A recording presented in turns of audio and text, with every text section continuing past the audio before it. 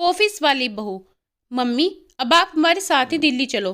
पापा थे तो अलग बात थी, अब आप अकेली कैसे रहोगी गांव में? बेटे सूरज ने कहा। तो मैं असमंजस में पड़ गई। हार्ट अटैक से हुई इनकी अचानक मौत से मैं अपने आप को लाख कोशिश के बाद भी नहीं संभाल पाई थी। 12 दिन हो जाने से सभी मेहमान चले गए थे। बेटा सूरज और बहू नीलम दोनों ही इंजीनियर हैं। मेरी सहेलियों ने मुझसे कहा कि बेटे बहू के पास मत जाना, क्योंकि कमाने वाली बहू को बुजुर्ग सास बिल्कुल अच्छी नहीं लगेगी। उसकी आज़ादी में तुम्हारे जाने से खलल पड़ेगी। वो तुम्हें ताने मार मार कर तुम्हारा जीना हराम कर देगी। वैसे भी भाई साहब ने जीते जी ही पूरी संपत्ति बेटे के नाम पर कर दी थी। ऐसे में तो पूरी संभावना है कि बेटा बहू यहाँ का मकान बेचकर माल तो सब ले लेंगे और तुम्हें पाई पाई के लिए तरसा देंगे। लेकिन बेटे बहू के साथ जाना मेरी मजबूरी भी थी। 60 की उम्र में अपने घुटनों के दर्द के कारण मैं अपनी किराने की दुकान चलाने में असमर्थ थी। 12 दिन के कार्यक्रम का पूरा खर्चा बेटे ने ही किया, लेकिन छोटे मोटे खर्च के लिए बेटे के आगे हाथ फैलाना मुझे ठीक नहीं लगा और जो थोड़े बहुत पैसे हमने जमा कर रखे थे वे खर्च हो गए। अब हालात ये थे कि मेरे पास 100 रुपये भी नहीं थे। असमंजस में मैं सूरज को कोई जवाब नहीं दे पाई। इतने में नीलम ने कहा, मम्मी जी बताइए कि कौन कौन सी साड़ियाँ रखनी है, मैं आपकी सूटकेस पैक कर देती हूँ। नीलम के ऐसा कहने पर मैं कुछ बोल नहीं पाई और चुपचाप इन लोगों के साथ दिल्ली आ गई। सूरज और रश्मि दोनों ही मेरा पूरा पूरा ख्याल रखते। सभी साथ में ही खाना खाते। नीलम मेरी पसंद के हिसाब से खाना बना देती। दोनों की यही कोशिश रहती कि मुझे इनकी याद न सताए, मैं खुश रहूं। 8 साल का पोता राहुल तो दादी माँ कहकर मेरे आगे पीछे घूमता रहता। मैं कोई भी चीज़ के लिए बोलती तो वो चीज़ मुझे बराबर लाकर दे देते।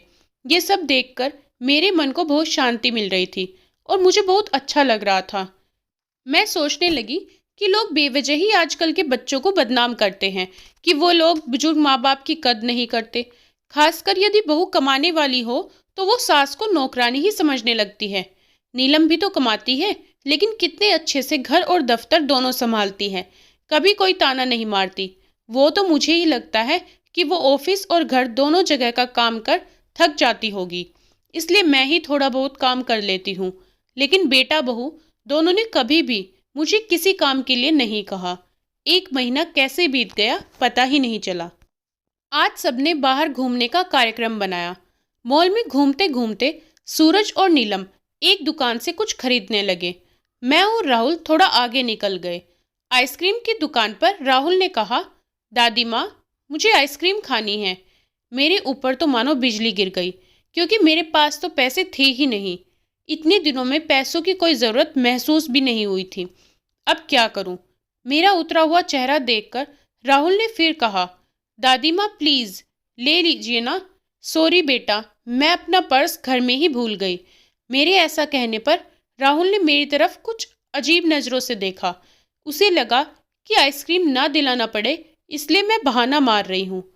लेकिन मैं कर भी क्या सकती थी? मुझे अपनी बेबसी पर रोना आने लगा।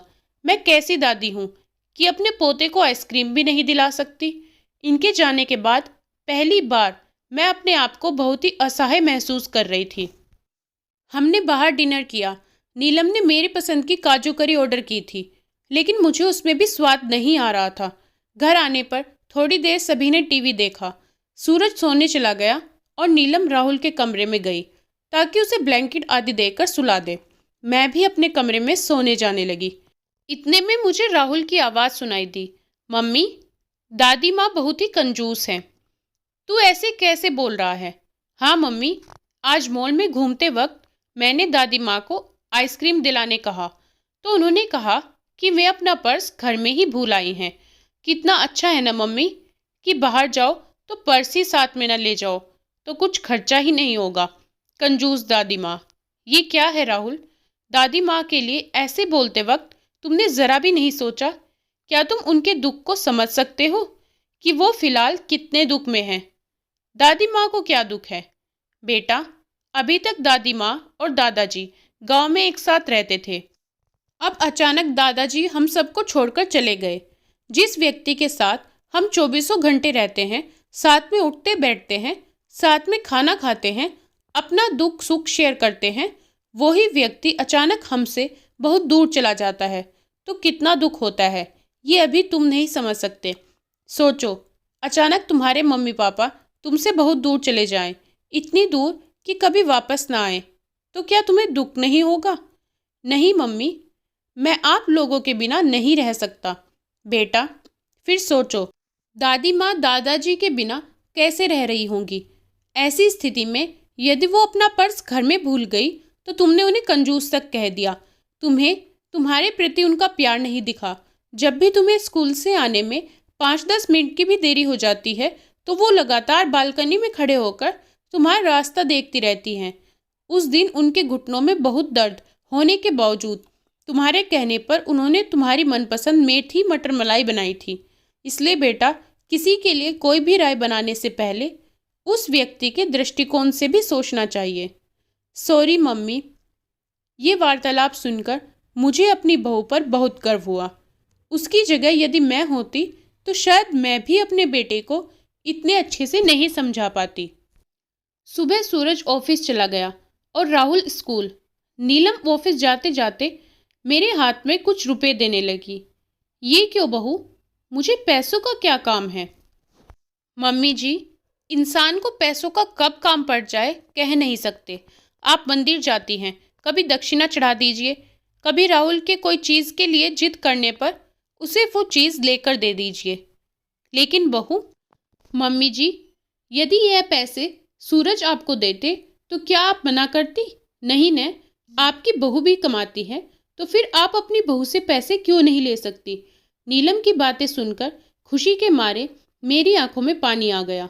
जो बात मेरा बेटा भी समझ न सका वो बात मेरी बहू ने समझ ली थी।